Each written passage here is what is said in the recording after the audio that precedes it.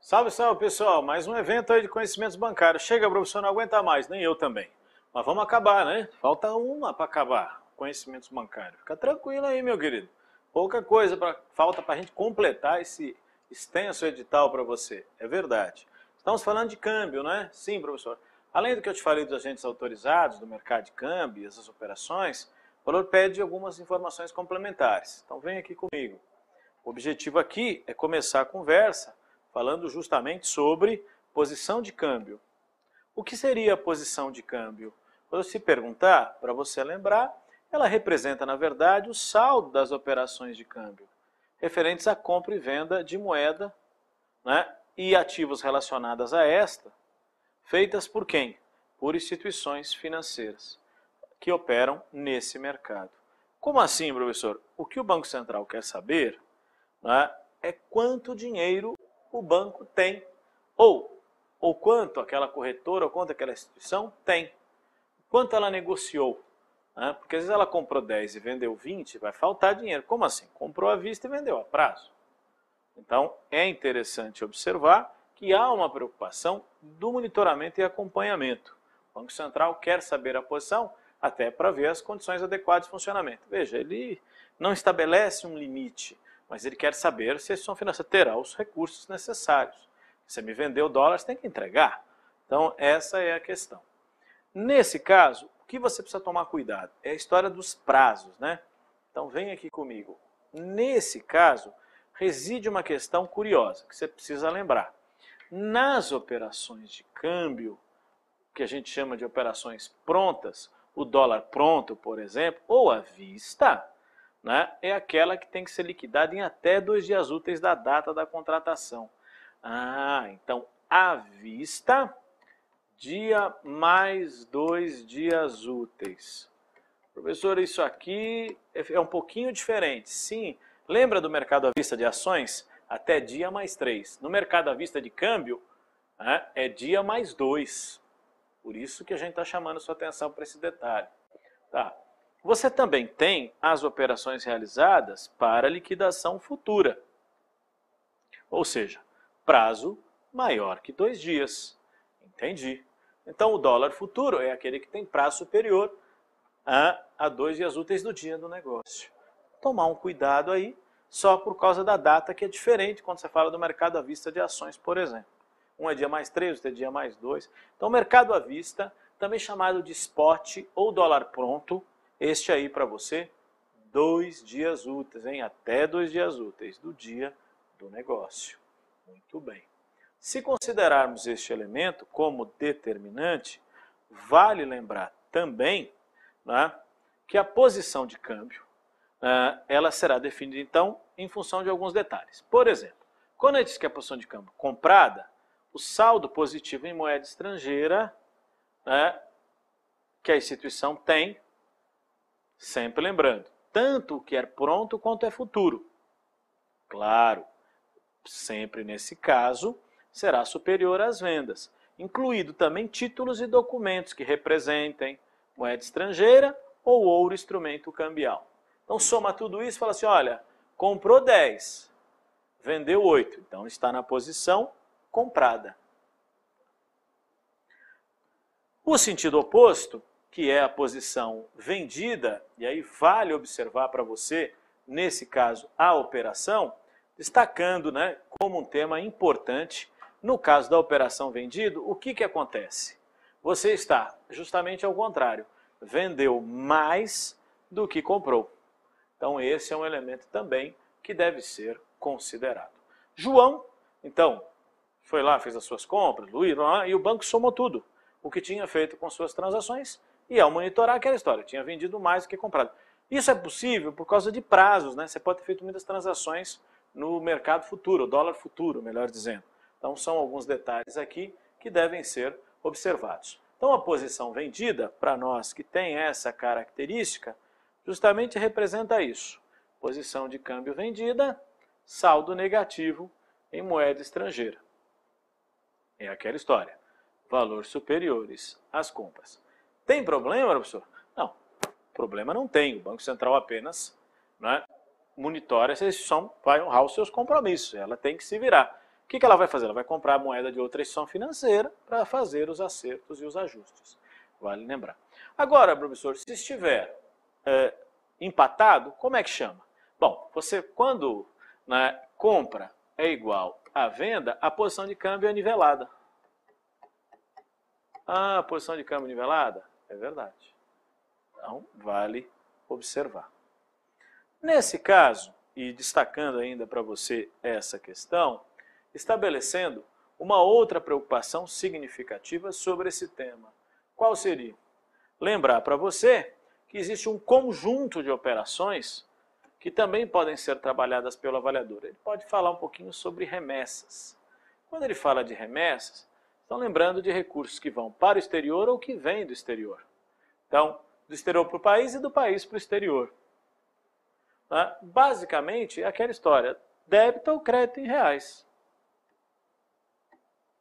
É isso. Ou você faz da seguinte forma, João tem que mandar dinheiro para o Luiz, então debita a sua conta em reais, adquire os dólares e envia. Luiz mandou dinheiro de fora para o João, faz a operação ao contrário, né? E aí vai fazer o crédito em reais. Porque nós não podemos receber os dólares diretamente, por exemplo. Não podemos, nesse sentido, descontar isso em moeda estrangeira. Estou falando de transação de câmbio. Você não pode receber e fazer uso desse dinheiro no cotidiano, porque a nossa moeda é o real. Então, por isso que é débito e crédito. Isso tem várias modalidades, como, por exemplo, ingresso de capital estrangeiro, recebimentos de comissão, financiamentos. São exemplos que podem ser feitos, além de outras atividades que envolvem, por exemplo, a manutenção de pessoas no exterior, aposentadorias, coisas do gênero, que também estão relacionadas a esse tipo de atividade. Isso cabe destacar para você. Além das operações com moeda estrangeira, nesse segmento também, o avaliador poderia trabalhar as questões com ouro. E aí cabe sempre aquela consideração, ouro, ativo financeiro ou ouro, instrumento cambial. Se é ouro, instrumento cambial, o nome já diz, é operação do mercado de câmbio. Tá. Se for operações com ouro, ativo financeiro, aí eu estou falando de uma transação do mercado de capitais, relacionada aqui, né, ao mercado de risco, renda variável. Estamos atuando nesse segmento propriamente. E aí é interessante observar essa questão. As operações, então, com ouro, estão integrando, juntamente com as ações, o mercado de risco. Então, as cotações vão variar de acordo com a oferta e procura pelo bem e outros fatores que possam influenciar. Lembrando que o maior volume de comercialização do metal se faz no segmento de mercadorias e futuros da BMF-Bovespa, né, que negocia ouro no mercado físico. Então, compra e venda de ouro nesse mercado. Para quem, por exemplo? Tem lá ourives que precisam do metal, ou empresas que precisam de ouro e vão comprar daquelas empresas que têm, mineradoras, fundidoras, que têm o metal para vender. Então, agora, pode ser também feita uma aplicação, um investimento. Eu ou você podemos adquirir o metal como investimento. Aí o papo é outro. Você vai observar as características. Aí eu tenho um mercado balcão para o ouro. Você vai lá na agência, eu quero investir em ouro. Então você faz esse investimento dessa forma. Lembrando que no exterior as transações são feitas em onça. Onça Troy, 31 gramas mais ou menos. E no Brasil, reais por grama. Então é aquela cotação. Onça Troy, vai, 100 dólares a onça Troy. Então você já lembrou, está fazendo por 31,1 gramas. No Brasil, reais por grama, 100 reais por grama. Você entendeu a diferença na formação da cotação, né? Lembrando que sua comercialização é feita em barras, né? O grau de pureza chegando a quase 100%, nas transações, então, realizadas com o metal. Agora, quando eu ou você compramos o metal, algumas considerações têm que ser observadas. Quais, por exemplo? Lembrar que se eu quiser, tenho duas possibilidades. Deixar o ouro custodiado em instituição bancária, credenciada para esse tipo de serviço, ou retirar a quantidade líquida levando embora. Só que é aquela história. Quando você deixa custodiado, né, você já tem a garantia de recompra da instituição e você não precisa apresentar nenhum certificado que ateste grau de pureza. Agora, se você levou embora, você tem que comprovar o grau de pureza do metal, o que implica aí em custos adicionais. Então, tradicionalmente, o que se vende são os certificados. Os bancos têm o metal e vendem certificados que equivalem àquilo. Tá? Se quiser levar, leva, mas objetivamente a ideia é que negociam os certificados.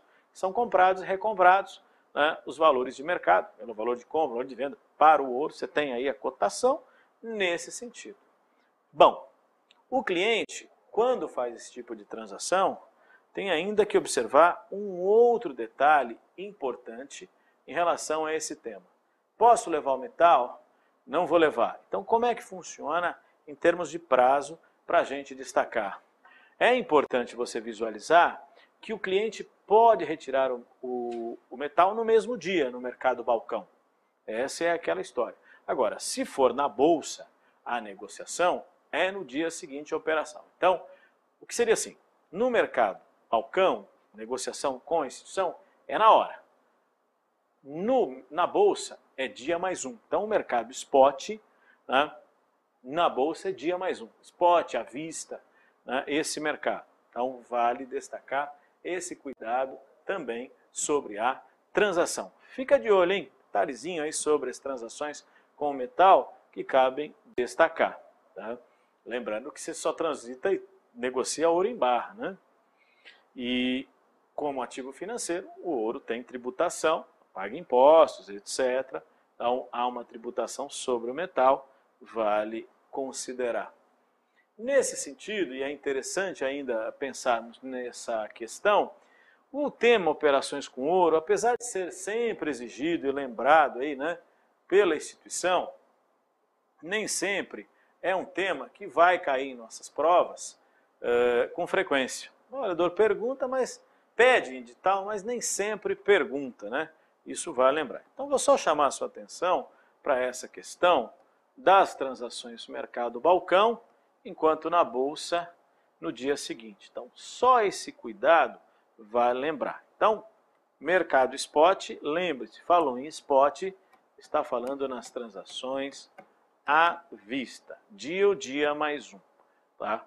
Lembrando desse detalhe. Não esqueça, por favor, aí, cuidado sobre esse assunto. Bom, professor, além do ouro, o avaliador pediu mais algumas informações nesse segmento. Ele pediu um pouquinho que a gente conversasse sobre Siscomex, o Sistema Integrado de Comércio Exterior. O Siscomex, ele é um tema também muito presente nos editais, mas nem sempre cabe em prova, tem muito assunto, né, relacionado a essa área que poderia ser lembrado aí pelo avaliador. Nesse caso, e aí faço a referência a você, sobre o que é o Siscomex e o que ele faz. Então, o Sistema Integrado de Comércio Exterior, né, foi criado em 1992, então ele faz o quê? Através de um sistema informatizado, ele integra as atividades de registro, acompanhamento e controle das operações de comércio exterior. Então, o que acontece? Você tem registros de exportação e licenças de importação automatizadas, entram no sistema, se faz os dados e ali mesmo, no próprio sistema, se autoriza, não autoriza, se faz exigências. Então, funciona dessa forma como um grande banco de dados. As transações de importação e exportação são registradas. Cabe lembrar também sobre o Siscomex, que a operação realizada tem uma característica distintiva, não é? Volto a recordar, do que é o Sisbacen. Então, quando o Sisbacen está cuidando de câmbio, o Siscomex está cuidando das mercadorias, dos serviços, de comércio exterior. Então, é interessante você lembrar. Quem administra? Então, o Banco Central, a Receita Federal e a Secretaria de Comércio Exterior é que cuidam do famoso Siscomex. Então, esse é um item aí também que você deve observar. Veja, então, administrado pelos órgãos gestores, Secretaria de Comércio Exterior, SESEX, Receita Federal do Brasil e Banco Central. Então, quem cuida do Siscomex? Uma pergunta também que já foi tema de prova, então ficar de olho. Quem opera o sistema? Bom, exportadores, importadores, transportadoras, né? Também vale lembrar aqueles responsáveis pelo armazenamento das mercadorias, todos aqueles que direto e indiretamente estão envolvidos no processo exportador-importador, além das instituições financeiras que operam através do Sisbacen. Então há uma relação entre os dois sistemas que você deve observar. De que forma? Então é aquilo que eu comentei para você. Enquanto o Siscomex está cuidando de mercadorias e serviços, o Sisbacen faz o diálogo com o sistema porque é ele que vai cuidar do fluxo de entrada e saída de moeda estrangeira. E é através do Sisbacen eles fazem a interlocução dos lados. Lembrando que o Sisbacen, Banco Central e o Siscomex, o trio que eu te mostrei aqui, estabelecendo essa relação entre os fluxos, né, de informação do sistema. Muito bem. O que mais a observar? O Siscomex, desempenhando esse papel de integração e normatização, facilita e agiliza os processos. Isso não libera, claro, os processos fiscalizadores e acompanhamentos feitos pela Receita, por exemplo, na área portuária ou aeroportuária, etc. O controle, entrada de mercadorias, etc. Mas agiliza o processo documental, porque os órgãos anuentes, ministérios, secretarias e outros órgãos entram no sistema aprovando ou não. É aquela história, você quer importar alimentos? Tem que ter autorização do Ministério da Agricultura. Quer exportar medicamento? Ministério da Saúde. Então entra lá e tem autorização. Além disso, o avaliador pode pedir para nós informações sobre fontes de financiamento. E ele pediu no edital financiamento de exportação, importação. E como esses assuntos se relacionam muito à área de cambial, ele deixou para falar junto aqui com o tema. Nesse caso, pensar os mais tradicionais em prova. Financiamento à exportação. Adiantamento sob contrato de câmbio, ACC. O que é isso? Antecipação de recursos em moeda nacional ao exportador. Por conta do quê? De exportação a ser realizada no futuro. Esse tipo de operação não paga IOF. Então, adiantamento sob contrato de câmbio, fez uma venda, o exportador, vendi 100 mil dólares. Tá bom, fui lá no banco e falei, você pode adiantar? Posso. Vou te adiantar em reais o valor. Ok, tudo bem. Você já exportou? Não, vou exportar. Então é ACC. Tá. Agora, se eu já exportei e ainda não recebi, o ACC tem um outro nome. Tem, professor? Ele chama ACE. Adiantamento sobre cambiais entregues. Ah, tá. ACE, financiamento à exportação. Isso. Antecipa recursos em moeda nacional ao exportador após o embarque da mercadoria para o exterior. Claro que ele ainda não recebeu, porque a venda é a prazo. Também não paga imposto. Espera aí, se for antes de embarcar, ACC. Se for depois de embarcar, ACE. Mas o princípio é o mesmo. Sim, o princípio é o mesmo. Bom, professor, que mais? Além dessa questão, cabe também uma consideração sobre outras fontes de financiamento que você deve observar. Quais seriam, professor? Como o BNDES, que dispõe de linhas de crédito. BNDES Exim, linha de crédito exportador e importador. Então ajuda nessas operações? Também, o BNDES desenvolve esse processo, vale lembrar. Então, além do ACC-ACE, eu posso recorrer ao BNDES como exportador, eu posso pedir diretamente para mim ou para o meu cliente no exterior, ou seja, o importador. Então, financio tanto o fabricante brasileiro, o produtor brasileiro, como o seu cliente no exterior. A modalidade seria essa, vale observar. E aí você tem, então, nessas linhas de financiamento, a exportação, seja pós-embarque ou pré-embarque, para as empresas exportadoras de bens e serviços e importadores de produtos brasileiros. Não é um importador brasileiro, é um importador de produtos brasileiros. E aí o BNDES pode chegar a 100% do valor da exportação, garantindo então capital para esse. Essa é a ideia do Exim, funcionando dessa forma. Pois é, professor, mas se eu não sou o exportador, eu tenho alguma possibilidade de obter recursos? Tem. Você tem, por exemplo, forfeiting, desconto. Ou seja, o exportador concede prazos e condições de financiamento, né, a seus compradores internacionais por intermédio de um banco. Professor, isso aí tem um nome que eu já acho que já estudei. Tem, você conhece o vendor? Já te contei dele. É um exemplo de uma transação que possa ser realizada. Então, eu brasileiro quero comprar uma máquina no exterior. O exportador me arruma crédito no banco dele. É um exemplo. Outra coisa, o exportador vai me dar prazo, entrega o equipamento, depois eu pago. Não são alguns mecanismos de importação também que possam ser considerados. Que mais, hein? Além desses elementos, nós vamos destacar alguns destaques e alguns temas interessantes, pensando em pergunta. Dê uma olhadinha aí. Responsável por parte das etapas do Sistema Integrado de Comércio Exterior, Siscomex. Quem é o responsável? Não é a Caixa Econômica, nem o Banco do Brasil, nem o BNDES, nem o IRB. É o Banco Central do Brasil, ou a SESEX, ou a Receita Federal. Essa é a pergunta que o avaliador fez sobre esse tema. Então, vou pedir a sua atenção. Câmbio, comércio exterior, Siscomex, financiamento, exportação e importação. São temas, né, amplos, mas que em termos de prova, 2 perguntinhas ali, sempre tem alguma coisa. Fica de olho no assunto, vale a pena observar. Chama sua atenção para o conteúdo, não bobeia não, tá bom? Chega, né? Obrigado a todos, bons estudos e até a próxima.